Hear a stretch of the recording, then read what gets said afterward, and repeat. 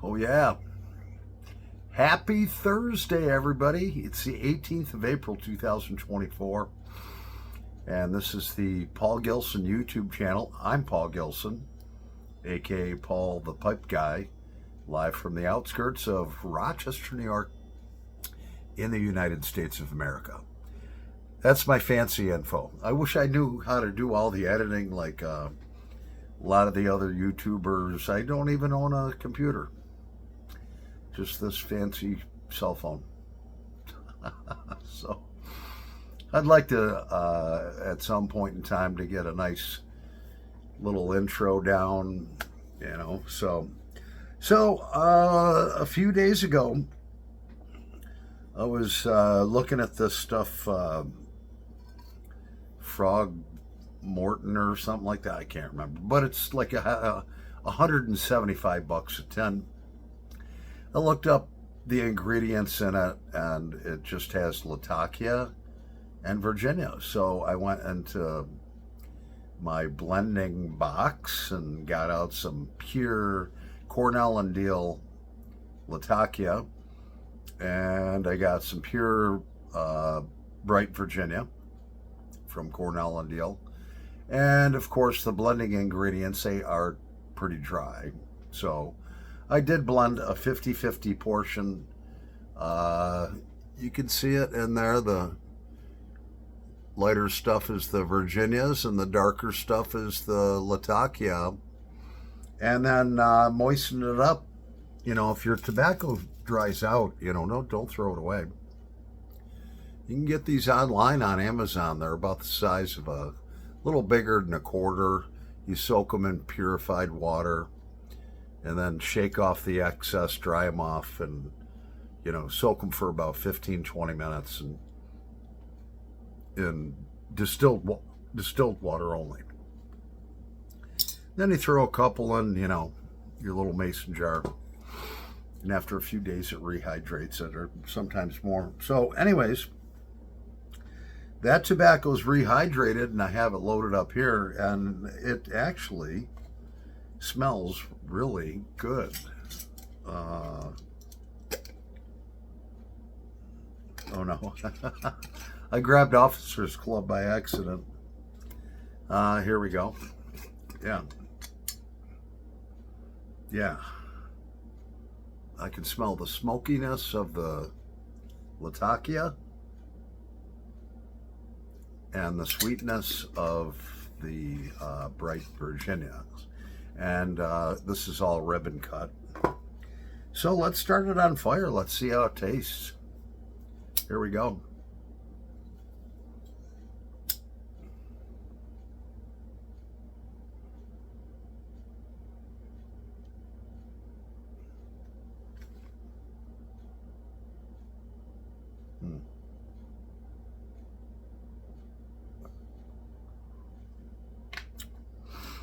Little char light there.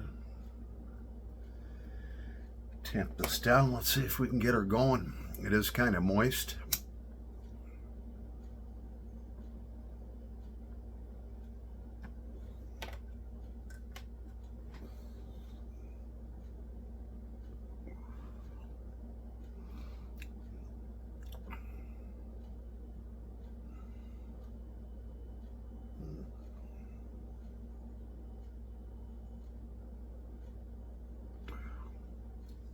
Definitely very Latakia rich.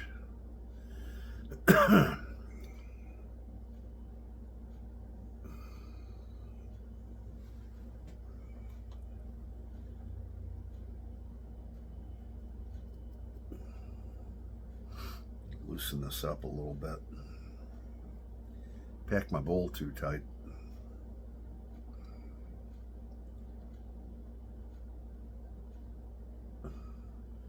I don't know how that did that, but it did.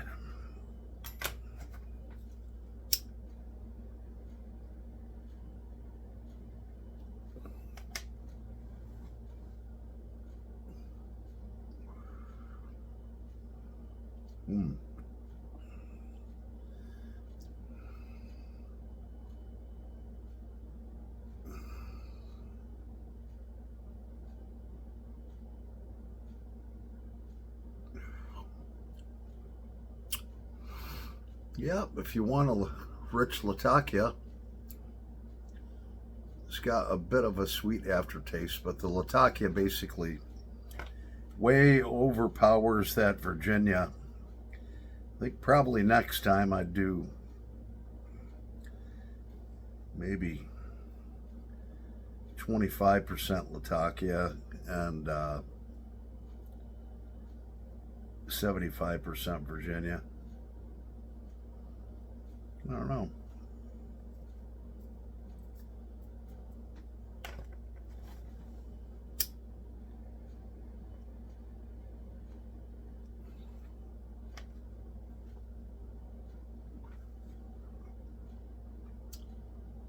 Not bad though. Well, cheers, by the way. Happy Thursday. Tomorrow's Friday. And then we have the weekend, thank God.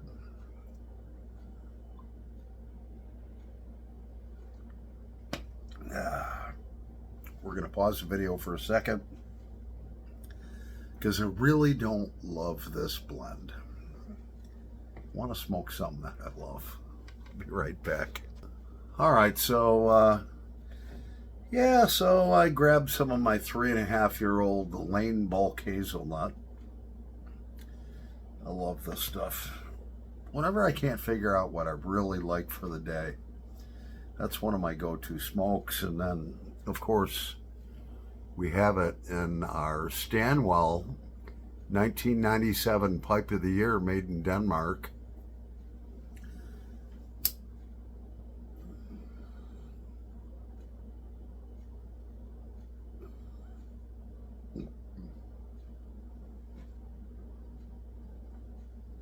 So, in last night's video, I talked about what happened with this mangy, sickly fox that I put down.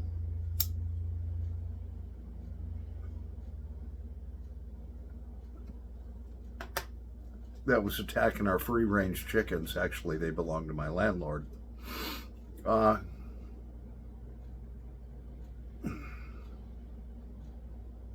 And after I did the video, we had contacted the person about the trap, told him that we had put the fox down and to come get the trap, and that did not go well.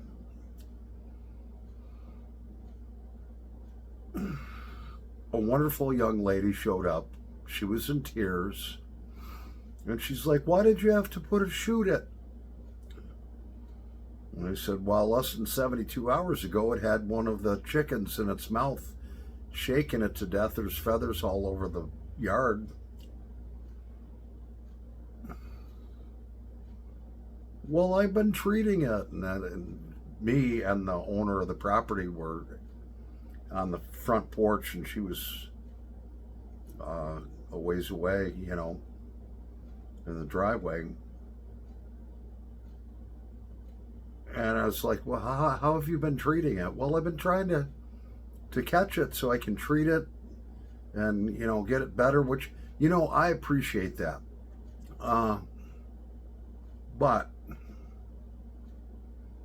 save it for the domestic animals that you've been dealing with. So apparently this woman, if there's dogs that have gotten loose or whatever, or somebody drops them off, in the village, people do that all the time. She'll trap them with dog food in this big cage. It's a live trap, and that's fine. That's a domestic animal, and she's doing a great service for the community and, for these dogs.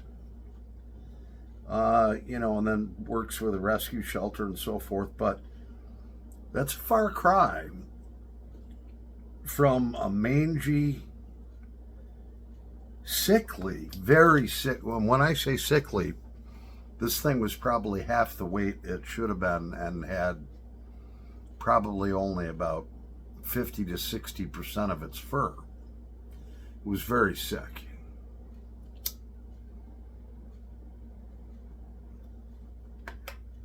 And I said, look, miss. I said, and she's still in tears, probably in her mid-20s. It's not the way you catch a fox. Well, how would you know? I talked to the town, animal control people. You know more than them. I said, yeah, when it comes to wild animals, they're used to dealing with some wildlife, but they're not trappers. I said, we've done everything we can. I said, my landlord spent $200 on a big trap like the one you have right there. Tried trapping this fox all last year. The fox, they don't like to go into things. They don't like to go into cages or anything. You trap a fox by putting some food that it likes, and then you put these foot traps. They step in them and they close on their leg. Well, then we're going to be catching cats and all kinds of stuff.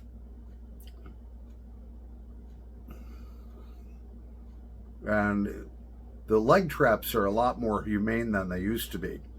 They used to be just steel, and when you'd set them off, they would snap shut just like a mouse trap. Boom, just like that, and break the leg of the animal you were trapping, which by law you're supposed to check them twice a day here in New York, your traps. So that animal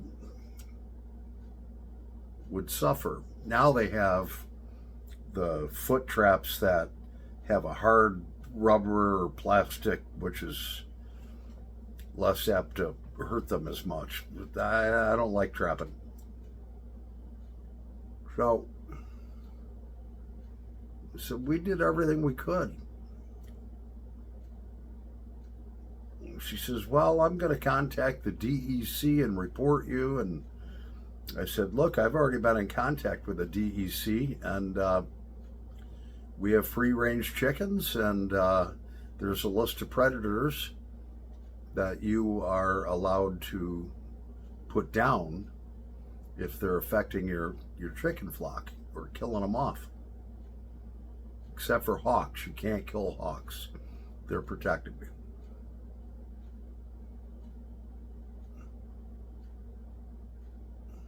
So she went away in tears. She's a person just trying to do good, And we were very respectful of her and everything. And she looked at me and she's like, are you the one that shot it? And I was like, yeah. She says, you suck. I said, yeah, this whole situation kind of sucks,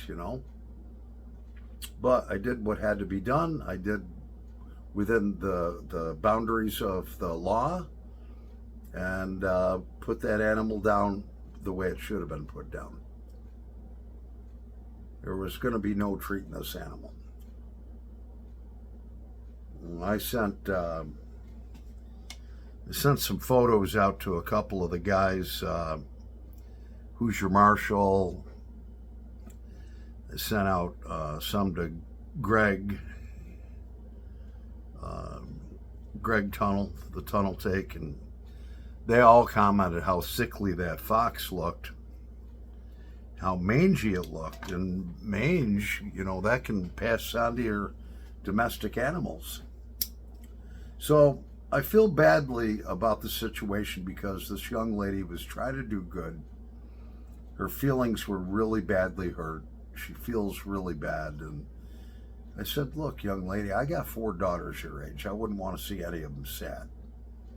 I said, but I did what needed to be done. So I did everything within the constraints of within the law. And I don't, that part of it I don't feel bad about. I know in my heart I did the right thing, and if I had to do it over again, I'd do it again.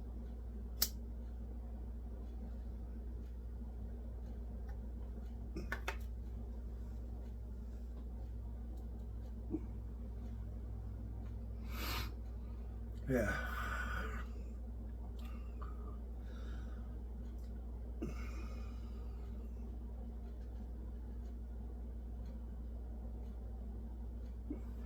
End of story.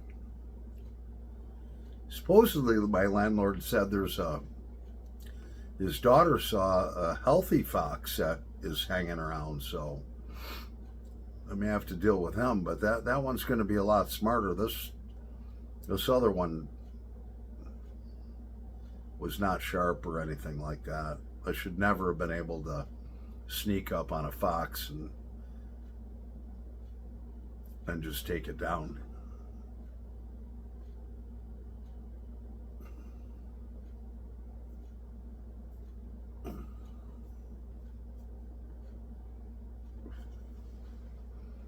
Yeah. Back in a nanosecond. Oh yeah, so moving forward, got another Busch beer here we're going to open up. One of my subscribers saw yesterday's video, and they saw this no-name pipe that I was showing and describing. There are some factory fills, and they actually had a question, which sometimes it takes a minimum of a day for me to respond to questions and comments, because I'll upload the video during the next day. A lot of people watch it, and then, when today's video is uploaded, I'll go back and answer them questions. But so this subscriber had a really good question. And I was talking about, some of the factory fills that I noticed in this pipe, which you really can't see on the video too well. That's a big factory fill over there. You could see it. It's right there, right at my fingernail tip. That's a big factory fill. See how it's off color? And so their question was, hey, Paul, when I'm buying a pipe, how do I know if it's got too many factory fills? What is too many factory fills and what's not? Well, that's a very, very good question. And that really is up to you as the buyer, what you're willing to accept, what you're willing to pay. A factory fill, and I'll just go over this briefly, probably most of you know what that is when the pipe maker's going along and they're carving the pipe, and all of a sudden, boom, they hit a hole in the briar. And, it's the briar root, so it grows in dirt or sand. They call them sand holes. So when they hit that, they're like, I'm sure they have, few words, after working on this pipe, it's almost done. So what they do is, if it's not too bad, they actually fill it with like a wood putty or whatever they use, and then stain it and whatever. So they show up, okay? So you have to ask yourself, all right, how much am I spending? Was this pipe to me worth $20? Yeah. I got $27 with shipping and tax into it. I got to deghost it. But, pipes, if you're buying a K-Woody pipe, you never have factory fills. K-Woody owned their own briar company. They got first pick. If they ran into a sand hole, they would send it off to GBD. There's some other pipe companies that they were affiliated with where if they found a sand hole, which actually would contain dirt or sand, just blow it out after you hit it and then fill it up. But they would send them off to other pipe companies. They'd sell that briar off, and but you'll never find ever a factory fill on a K-Woody. Most GBDs don't have factory fills. If they do, they're very small. Peterson, I've never seen a factory fill on. Obviously, Dunhill, no factory fills. Savinelli, I've never seen a factory fill on one of those. So, you know, you have to ask yourself, all right, and that's the purpose. When you're looking to buy an estate pipe, or, you know, if you're buying a new pipe, blow the pictures up. When you click on that picture of that bowl, that briar, you look at it from all angles. Most of these people selling take multiple pictures. You blow it up, and if you see something that just looks awry, like that's not briar, there's a little tiny hole there. It looked like somebody put some wood putty in. You have to decide for yourself whether you want to own that pipe or not, to accept that blemish. You know, like I said, on a K-Way, even Stanwells, I've never, on any Stanwell pipe, you won't see a factory fill. They're higher line, first grade pipes. K-Woody, same thing. You'll never see a factory fill ever on a K-Woody. Never. So, decide for yourself. Anyways, I'm Paul the Pipe Guy. And we're going to end the video because I think I'm going to cook a steak. Yeah. Anyways, God bless y'all. Happy pipe smoking, over and out.